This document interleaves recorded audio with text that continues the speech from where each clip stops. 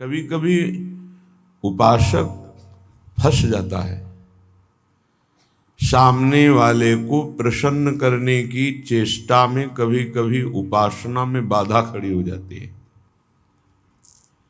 ये कैसे संतुष्ट होगा? ये बहुत बड़ी कमी है। इसी को कहा गया है दया बिना साधु कसाई, और दया करी तो आफत आई। सामने वाले को परमार्थ का उपदेश करके दूर हट जाना चाहिए। वो पकड़े परमार्थ को तब तो उसको निकाला जा सकता है, और यदि कहीं कि इसको संतुष्ट करके निकाला जाए तो वो कभी संतुष्ट नहीं हो सकता। ऐसी नीच वृत्ति होती। जितना आप उसको निकालने की चेष्टा करेंगे उतना ही वो आपको दलदल में धंसाता जाएगा। ये प्रकृति का सिद्धांत है, इसलिए उपासक को निरपेक्ष रहना चाहिए, किसी की अपेक्षा नहीं रखनी चाहिए। ये अनुभूत बात कह रहे हैं। जो संतों से अनुभूत है वही हृदय में अनुभव में आता है। उपासक को यदि कभी ऐसा अवसर मिले कि किसी को भगवत मार्ग में बढ़ाना है तो वो ये ध्यान रखे कि हमें अपने को बचा करके इसको निकालना है। कहीं उसके मन की संतुष्टता के द्वारा हम परमार्थ निरूपण करेंगे तो वो कभी नहीं निकल पाएगा, क्योंकि उसका मन ये समझ जाएगा कि हमारे अनुकूलता को लेकर ये विचारवान है, हमारी अनुकूलता के लिए, बस वो आपको रौंद देगा। और परमार्थ का उपदेश दिया और निरपेक्ष हो गए और वो आप पर आसक्त होता चला जा रहा है, वो निकल जाएगा। त्रुटि यही हो जाती है उपासक से कि इसको कैसे संतुष्ट करूं, वहीं उसका पतन हो जाता है। पतन अपने आराध्य देव का चिंतन छोड़कर मांस के लोथड़े शरीरों का चिंतन होने लगता है। ये कैसे राजी रहे, वो कैसे राजी रहे, परिवार कैसे राजी रहे, भगत कैसे राजी रहे। निकले थे हरि को राजी करने के लिए और हो गया प्रपंच को राजी करना। ये बहुत सूक्ष्म बात है। ये शास्त्र सम्मत और हृदय सम्मत बात है, दोनों की अनुभूति। यदि भगवत मार्ग में आगे बढ़ना है तो किसी को संतुष्ट करने का भाव खत्म कर दे। शास्त्र सम्मत उपदेश है, पकड़ना है पकड़ो, नहीं पकड़ना है तो डूबो। तभी आप परमानंद का अनुभव कर सकते हैं, नहीं तो आपको फंसा लिया जाएगा। ये सूत्र उड़िया बाबा का है, दया बिना साधु कसाई और दया करी तो आफत आई। बीच में समझो, दया नहीं तो साधु कैसा, और दया की तो फंस गए। तो कौन सी दया आपका परम कल्याण में सहयोग कर सकती है? जो याद को ना नष्ट कर पावे। दया का उल्टा है याद। जो भगवत स्मृति में बाधा पहुंचा दे, ऐसी दया में आग लगे। भगवत स्मृति युक्त प्रियता प्रभु के चरणों में और दया जड़ चैतन्य में, तब तो निकल जाओगे। और अगर भगवत स्मृति को दया ने तोड़ दिया और उसकी स्मृति चल रही तो दुर्गति पक्की है। हिरण में इतनी स्मृति आ गई कि हरि स्मृति गई तो अगला जन्म ऐसे महापुरुष का पशु रूप में हो गया, मृग रूप में। तो बहुत सावधानी का ये परमार्थ मार्ग है। कभी कभी दया में चूक हो जाती है।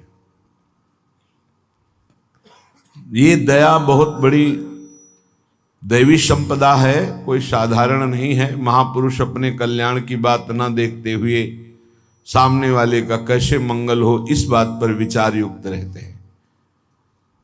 पर साधक को बहुत सावधान रहना चाहिए। इस दया रूपी सद्गुण से बचना चाहिए। ध्यान से इसको पकड़ लीजिए। दया रूपी सद्गुण से बचना चाहिए जब तक भगवत प्राप्ति ना हो जाए। दूर से दया का भाव, दूर से हृदय में कहीं इसका भाव प्रवेश हो गया कि इस पर दया करनी है, हम बड़े दयालु हैं तो फंसा फंसाया है। भजन करने से हृदय बड़ा द्रवित हो जाता है। द्रवित हृदय में करुणा और दया की लहरें उठती रहती हैं। उसको लगता है क्या दे दूं, क्या कर दूं, कैसे ये भगवान में लग जाए। अच्छी बात है, पर व्यवहार में ये तुम्हारी बात कोई जान गया कि तुम इतने दयालु हो तो दुरुपयोग कर देगा, तुम्हारी इस दया का दुरुपयोग हो जाएगा। बहुत अच्छे से इसको समझ के बोल रहे हैं। इसलिए चाहे गृहस्थ हो चाहे विरक्त हो, यदि भगवत प्राप्ति करनी है तो दया रूपी सद्गुण को हृदय में दबा दो। बाहर से निरपेक्ष और उदासीन रहो। जब कभी भगवान ऐसी सामर्थ्य दें तो निरपेक्ष होकर के उससे कोई आसक्ति न रखते हुए उपदेश कर दिया और दूरी बनाए। नजदीकी बनाया तो फंसे, ये ऐसे है प्रपंची। नजदीकी बनाया तो फंसे, और फंसे तो तुम्हारी निंदा ये करेंगे, तुम्हारे ही विपरीत चलेंगे। बहुत सावधान। जैसे डूबने वाले को बचाने वाला जाए और चतुर तैराक ना हो, चतुर इसलिए कि अपने को बचा ले, तैराक इसलिए कि उसको भी निकाल ले, तो डूबने वाला पहला काम करता है बचाने वाले को डुबोता है और ऊपर उठ के सांस लेना चाहता है। बस ऐसे ही बहुत समुद्र में, प्रपंच में कामी क्रोधी लोभी ऐसे जो जन डूबे हुए हैं, साधु का कर्तव्य है उनको निकालना, पर परम प्रवीणता पूर्वक अपने को बचाते हुए, नहीं तो पक्का डूब जाएगा। पक्का अनुभव की बात है। संतों की जो बातें होती वो छाती की बातें होती, पढ़ी लिखी बातों में उतना प्रभाव नहीं पड़ता जितना हृदय की अनुभूत बातों पर पड़ता है। फिर अनुभव होगा कि बड़ा इष्ट कठोर है, वो हमारी रक्षा नहीं की, हमको बचाया नहीं, हम संकट में फंस गए। तो इष्ट शास्त्रों में संतों के रूप में, गुरुदेव के रूप में उपदेश करते हैं। निरपेक्षम मुनिम शांतम निर्वैरम समदर्शनम। कहां यहां ऐसा लिखा है कि तुम ऐसी दया करो कि उसी का चिंतन करने लगो, उसी के गले लग जाओ, उसी को अपना मान लो? कहां लिखा है? निरपेक्षम, किसी की अपेक्षा नहीं। हम उपदेश कर रहे हैं, उसको पकड़ो तो आओ, जैसे हम चाहें वैसे चलो तो आओ, नहीं तो जाओ। भगवान का ही सब बनाया हुआ खेल है, भोगो खेलो, नर्क जाओ स्वर्ग जाओ, तुम्हारी रुचि। अगर मुक्त होना चाहते हो तो आज्ञा का पालन करो, निरपेक्ष रहे। निरपेक्षम मुनिम, मननशील, एक क्षण भी अपने प्रभु को ना छोड़े। इस संसार का सूत्र है। यदि आप निरपेक्ष रहे तो आपकी चरण धूल माथे पे चढ़ाएगा और आपकी आज्ञा का पालन करेगा। और यदि आपने दुलार कर दिया, उसको अपेक्षा कि ये भगवान को प्राप्त हो, ऐसी चेष्टा करके दुलार कर दिया, तो वो तुम्हारी बात को रौंद देगा। सामने वाला यदि अपना परिवर्तन नहीं चाहता तो पूरा जीवन संग दे दो तो भी उसका परिवर्तन नहीं होने वाला। अगर परिवर्तन चाहता है तो दूर से एक शब्द सुनकर उसका परिवर्तन हो जाएगा। साधु बहुत सावधान। बड़े बड़े जो संत अनुभव करके बोल गए हैं, वो अपने अनुभव से बोल रहे हैं, अपने हृदय की बात बोल रहे हैं। आप पकड़ लोगे तो आपका चिंतन नहीं बर्बाद होगा, वो अनुभूत बात आपको माया से बचा लेगी। सदैव अपने इष्ट देव के विचार में रहना चाहिए। भूल ये हो जाती है कि हम उसे प्रभु न मानकर उसका कल्याण करने का ठेका ले लेते हैं। हम इसका उद्धार कर सकते हैं, भूल हो गई। हमारे प्रभु आए शिष्य का रोल करते हुए, स्वांग करते हुए, तो स्वांग मात्र करना गुरु का असली बात नहीं है। गुरु शिष्य एक ही परमात्मा तत्व विराजमान है, असली बात है। ये भूल हो जाती है। कैसे ये संभले, कैसे ये दुखों से निवृत्त हो, कैसे भगवान को प्राप्त हो। थोड़ा बस उसके अनुकूल हो गए, वो तुम्हारी हर बात रौंद देगा, तुम्हें सेवक बना देगा, अपना गुलाम बना देगा। मान लेना हमारी बात, दिमाग में लिख लेना। एक साधारण विषयी आदमी तुम्हें अपना गुलाम बना सकता है। कैसे? उसकी अनुकूलता को यदि तुमने परोसा, बस वो तुम्हारी आज्ञा का उल्लंघन कर देगा। ऐसे सात्विक जन बहुत कम होते हैं जो ये बात सोचे कि ये किसी की तरफ देखते नहीं, किसी से बोलते नहीं, इन्होंने हमारी तरफ देखा, हमसे बोले, बात किया, अहो भाग्य। यह हम अपने अनुभव की बात और संतों के अनुभव की बात करते हैं जो माया मुक्त हैं। किसी को उपदेश देकर निरपेक्ष हो जाना, यही उसके कल्याण का स्वरूप है। उसको दुलार करना अपने और उसके दोनों के पतन का रास्ता है पक्का। संसार में कहीं कोई भी यदि भगवत मार्ग में चलना चाहता है तो शब्द पकड़कर निकल जाएगा माया से। और अगर गुरुजनों के, महापुरुषों के वचनों को नहीं माना तो हम लौट जाएं उसके चरणों में, हमारे ऊपर से खेले, तो भी वो कल्याण को प्राप्त नहीं हो सकता, क्योंकि वो वचन का पालन नहीं कर रहा। गुरुजनों का उदास रहना हमारे लिए अत्यंत आवश्यक है, क्योंकि जब वो उदासीन होकर तिरछी चितवन से देखते हैं तो हृदय थर्रा जाता है और धर्म पूर्वक चलता है। और जब गुरुदेव मुस्कुरा देते हैं तो उसका उल्टा फल होता है, हमें गर्व हो जाता है और हम उनकी आज्ञा का उल्लंघन कर देते हैं। ये संसार सद्गुरु स्वरूप है, ये पूरे जीवन शिक्षा देता रहता है। इसलिए हम बैरागी, भगवत मार्ग के अनुरागी या गृहस्थ में जो वैष्णवजन हैं, उनको ये जो दूसरों को उपदेश देना, दूसरों के कल्याण का ठेकेदार बन जाना, ये बहुत ही घातक खेल है। प्रवचन करना, उपदेश करना, दूसरों के मन को संतुष्ट करना, ये बहुत ही घातक खेल है भगवत प्राप्ति में। तब तक मुंह नहीं खोलना चाहिए जब तक स्वयं साक्षात्कार भगवान का न कर ले, नहीं तो मिटिया मेट साधना को करने के लिए ये माया प्रपंच बहुत विचित्र है। उस समय आपको अनुभव होगा कि भगवान बहुत कठोर हैं,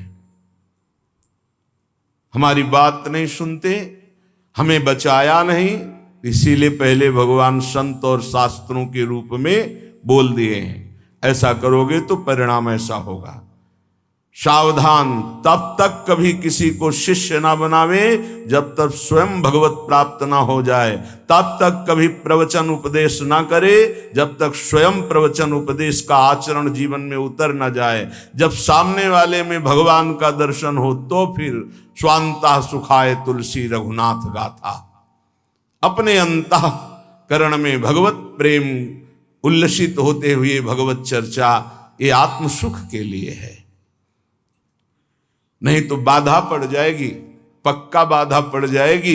इष्ट का चिंतन छूट करके इसको कैसे प्रसन्न करें, इसको कैसे राजी करें, इसको कैसे दुलार करें, बस इसी में अब आप विचार करो।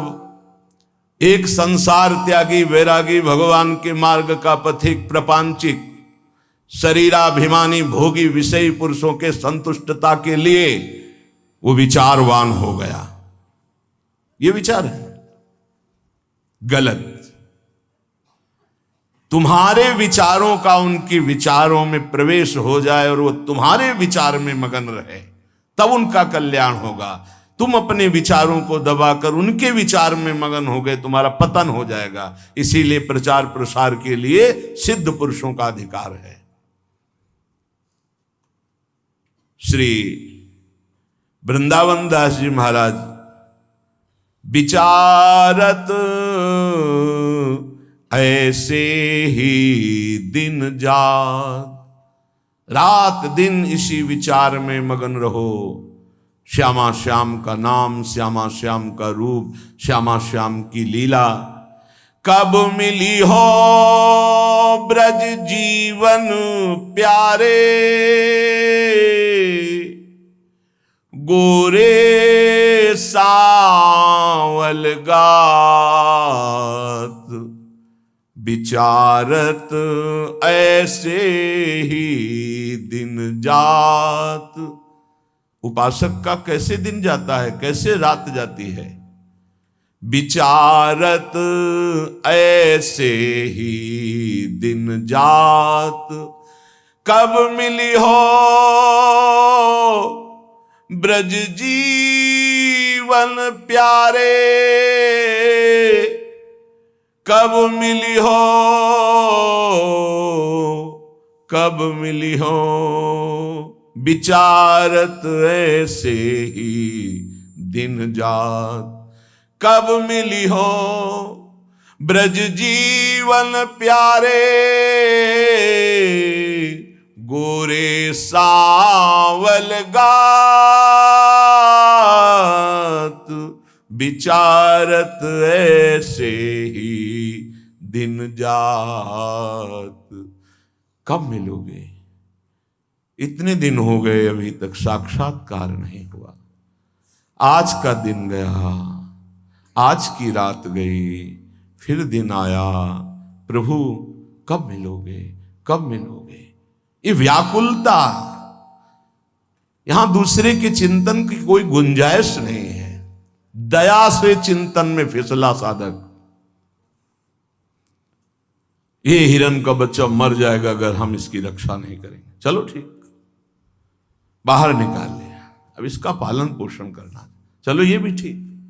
10-5 दिन में छोड़ देते, नहीं, गले लगा लिया, अगला जन्म हिरण का हो गया। बहुत बुरी तरह साधक दया में फंस जाता है। आसपास ऐसा जाल बिछ जाता है कि निकलना मुश्किल हो जाता है। दया से बहुत बचो, ये भागवतिक सद्गुण है, आता है हृदय में, द्रवित होता है हृदय। जहां दूसरों का चिंतन हुआ तहां चिंतन अपना बदल जाता है। फिर क्या होता है?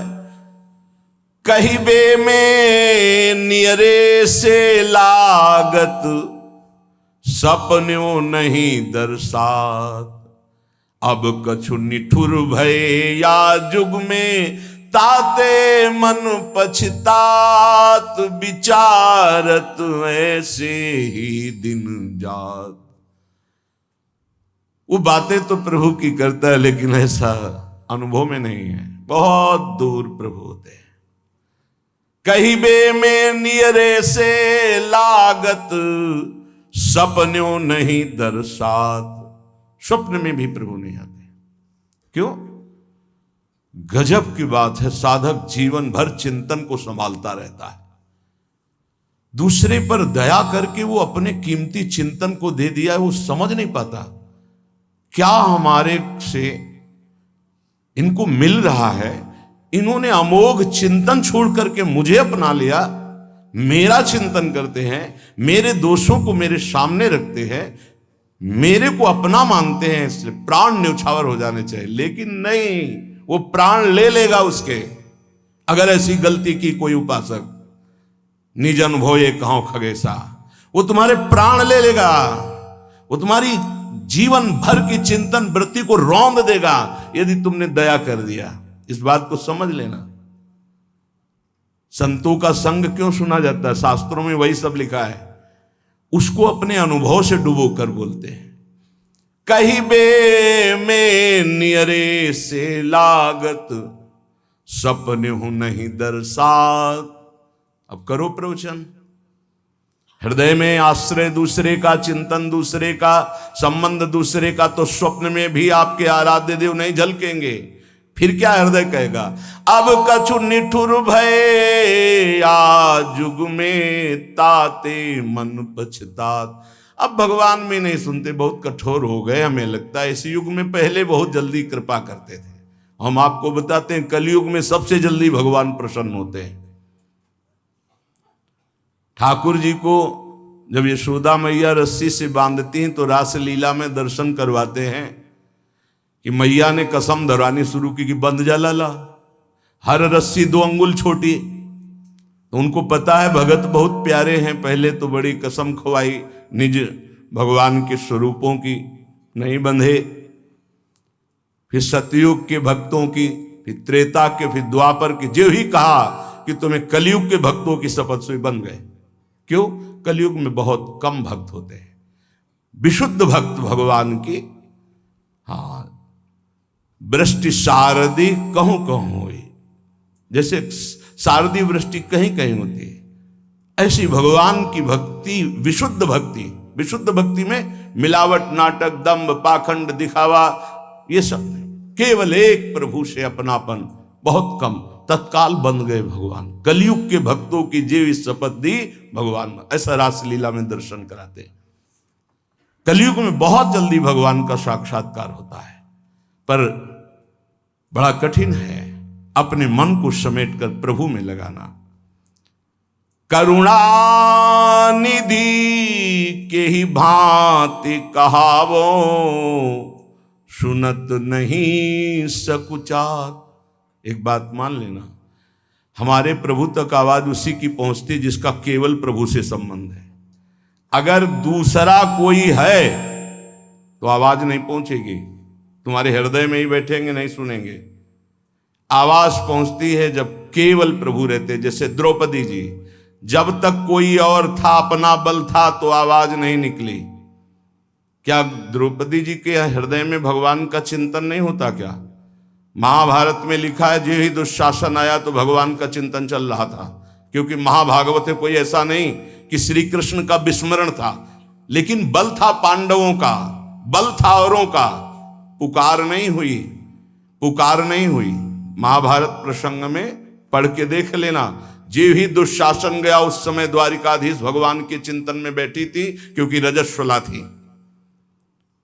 बल था कि ये सभा में ले जाएगा, 5 पति हैं, भीष्म आदि महापुरुष, आश्रय अन्य होने के कारण वो केवल अंदर चिंतन चल रहा था, पुकार नहीं हुई थी। बहुत सावधानी से समझने का विषय।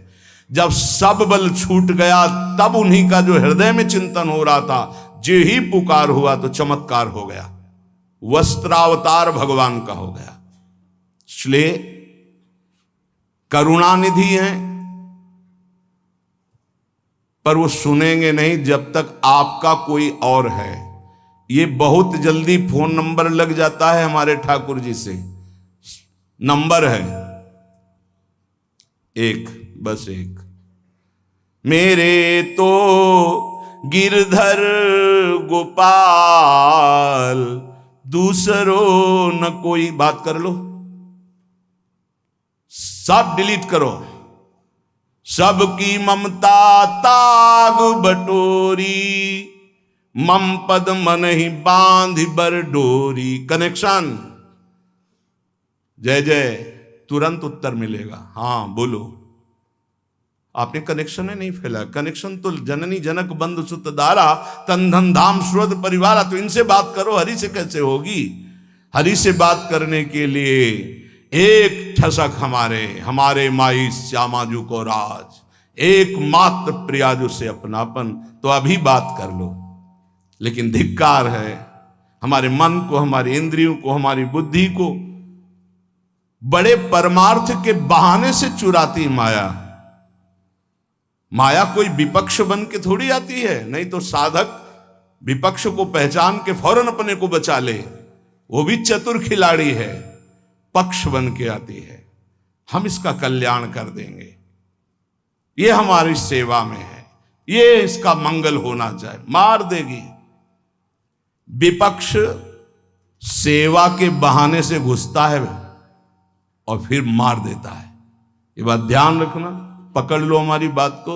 एक परमहंस जी हमें मिले, वो आर्मी में मेजर थे, बाद में संत बने। बहुत ही अष्टपुष्ट शरीर, हमसे 1 बीता लंबे, और भारी त्रिशूल हाथ में रखते थे। गौ रक्षक, हजारों गौओं को ट्रकों से छुड़ाया था। तो विपक्ष मूड़ मुड़ा के, सफेद अचला सफेद ऊपर, साष्टांग दंडवत उनके आश्रम में। महाराज हमारी गौ भक्ति बहुत जोर की। वो कसाई था,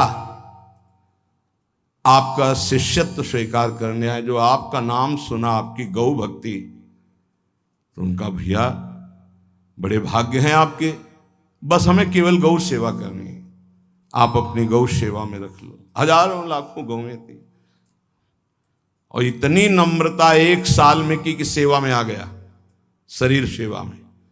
हर बार साष्टांग दंडवत, हर बार जे भी, बस उसने ये स्वांग ही रचा था, जे भी शरीर सेवा में आया 2-3 दिन के अंदर वो रात्रि में दूध लेते थे 2 लीटर गाय का, उसी में जहर, जे ही पिया दूध से तुरंत अंदर, वो बड़े भागवतिक थे, तुरंत अंदर आया, तुम्हें जहर दे दिया गया।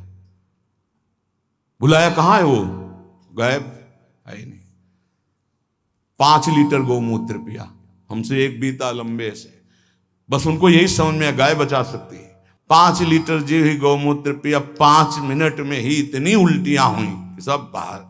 थोड़ी देर के लिए मूर्छित रहे, कोई डॉक्टर की जरूरत नहीं पड़ी और ठीक हो गए। एक तो भागवतिक दिव्य श्रद्धा उनकी, दूसरी गौमूत्र ने उनको बहुत सी उल्टियां करा दी। 5 लीटर, ढक्कन 2 ढक्कन की बात, इतनी गर्मी, 5 लीटर मतलब बार बार उल्टियां, तो सब बाहर निकल गया। और सामर्थ्यशाली भगवत चिंतन परायण गया न सेवा के मिस से। विपक्ष कभी विपक्ष बनकर नहीं आता, मित्र बनकर आता है। ऐसे ही साधक पक्का समझ ले, माया विपक्ष, वो मित्र बन करके आएगी, वो आपकी सेवा में से आएगी, हाथ जोड़ के आएगी और रौंद कर पैरों से चली जाएगी। कागज में लिख लो, दिमाग में लिख लो। कैसे जानोगे माया विपक्ष आ गई हमारी सेवा में? जिसके संग से प्रभु का चिंतन छूटे और उसका चिंतन बनने लगे, चाहे जिस भाव से हो, चाहे दया से हो, प्यार से हो, दुलार से हो, किसी बात से हो, बस समझ लेना ये विपक्ष है, अपना पक्ष नहीं। क्योंकि जिसके संग से प्रिया प्रीतम की स्मृति निरंतर चले वो तो अपना पक्ष, और जिसके संग से प्रिया प्रीतम का स्मरण चला जाए और उसकी स्मृति आ जाए तो जाके प्रियन राम वैदेही तजिए ताहे कोटि वैरी सम जद्यप परम स्नेही, परम स्नेही का रूप लेकर के आते। बहुत सावधान उपासक को रहना चाहिए, नहीं तो करुणानिधि प्रभु होते हुए भी तुम्हारी बात नहीं सुनेंगे, तुम्हारी आवाज नहीं जाएगी वहां तक। फिर कहोगे भगवान ने बचाया नहीं, तुमने सिद्धांत का भंजन किया, सिद्धांत के विरुद्ध चले, इसीलिए तुम मारे गए, इसीलिए तुम्हें गिरा दिया जाएगा। बाद में दोषी तुम होगे क्योंकि तुमने दया की, यहां भी और परलोक में भी। 3 जन्म लगे भगवत प्राप्ति के लिए। पहले जन्म में ही पिता भगवान थे ऋषभ देव जी, भरत जी के। ये लीला करके उन्होंने दिखाया। इसलिए वैष्णव, सन्यासी, साधक, उपासक अपने जीवन में बहुत सावधान रहे, पूरे जीवन में। कभी कभी जगत कल्याण की भावना भी उसको बंधन का कारण बन जाती है। इसलिए जगत भगवत स्वरूप है, इसका कल्याण नहीं करना, तुम अपने को बचा के निकल जाओ, यही बहादुरी है।